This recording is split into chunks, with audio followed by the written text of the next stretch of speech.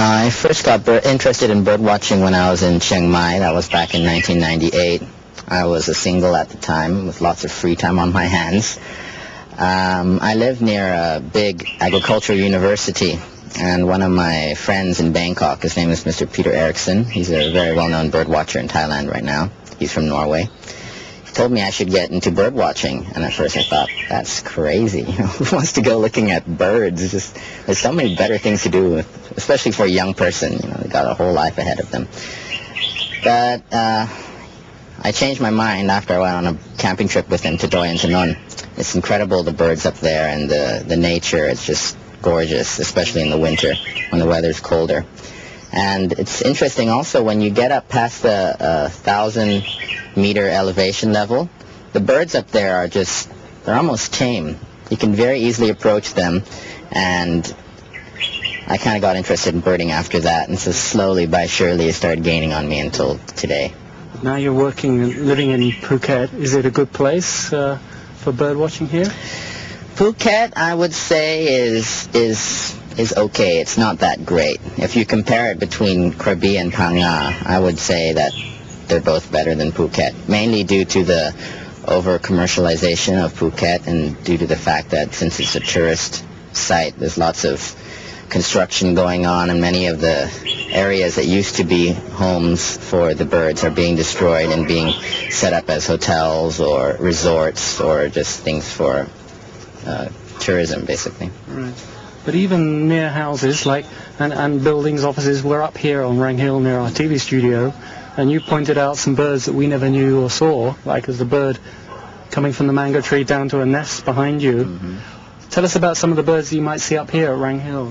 Okay, up here, most of the birds you'll find here are some of the more commoner species, but I have to say in the south it's sometimes a bit hard to spot them, and I would say it's due to the fact that, the disturbance, human disturbance, of course, but sometimes it's because the birds are actually scared of people, especially here in the south.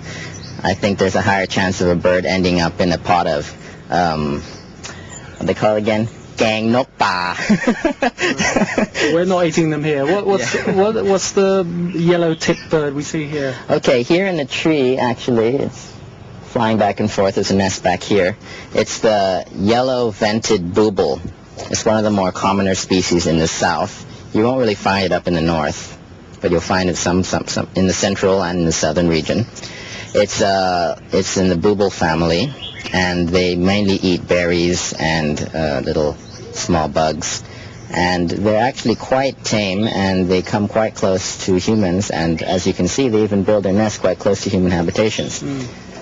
What do you think about people keeping wild birds in cages, especially also dove contests or singing contests?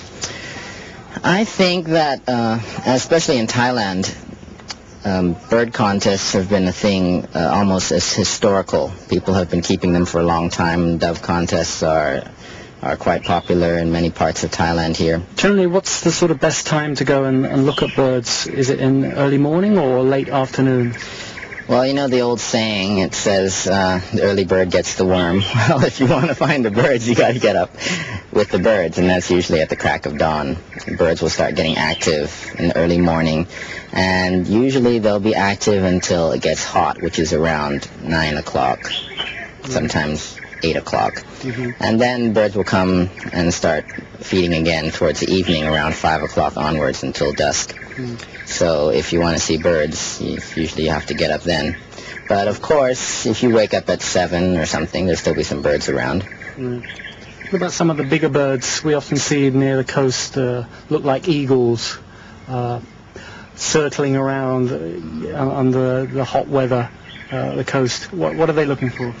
Okay, well, we have a couple species in the south here. We have the Brahmani kite, and we have the white-bellied sea eagle. The white-bellied sea eagle is a very large white eagle, very beautiful, majestic bird. They usually eat fish or scraps of fish that are left floating on the water. And the Brahmani kite, the same thing. They usually eat little scraps of stuff around.